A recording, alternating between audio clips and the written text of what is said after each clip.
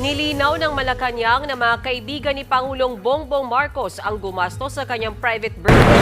Pwede na! Rock band na Duran Duran. Pero git ng dating Finance Undersecretary, hindi dapat tumatanggap ng kahit anong regalo ang mga opisyal ng gobyerno. Nasa frontline ng balitang yan, si Gio Robles. Ikaw lang tama!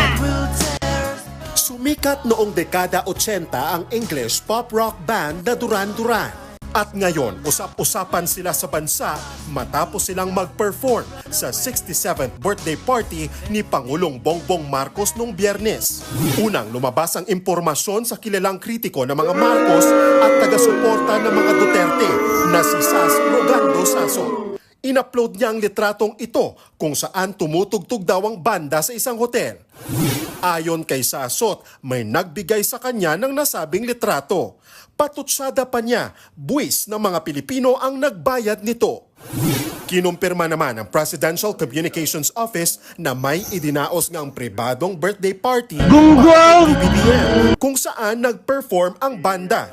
Paglilinaw ng PCO, handog ito ng matatagal ng kaibigan ng Pangulo sa isang hotel sa Pasay. Nasurpresa lang daw si PBBM nang magtanghal ang Duran Duran.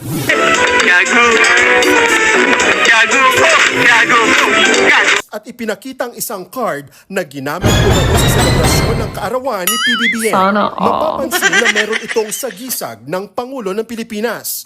Kaya giit ni Sasot, Malacanang ang nag-organize ng naturang party. Maging sa Actions Party List Representative Franz Castro, binatikos ang idinaos na birthday celebration para kay PBBM. Minamaliit daw ng anyay bonggang selebrasyon ang paghihirap ng maraming Pilipino. Dapat daw ay maging huwaran ng pagiging mapagkumbaba ang ating mga lider sa gitna ng mga pinagdaraanang hamon ng bansa. Tinawag namang insensitive ng grupong campaign against the return of the Marcoses and martial law o karma si Pangulong Marcos Jr. sa gitna ng maraming Pilipinong nagdurusa sa pinsalang idinulot ng bagyong Karina. Sa Facebook post naman ni former Finance Undersecretary Shelo Magno, hindi raw dapat tumanggap si PBBM ng kahit anong regalo sa kanyang mga kaibigan base sa nakasaad sa Republic Act 6713 o Ethical Standards para sa mga kawani ng pamahalaan. Wala pang bagong pahayag ang palasyo tungkol sa mga bumabatikos sa pagdiriwang ng kaarawan ng Pangulo. Nagbabalita mula sa Frontline, Gio Robles, News 5.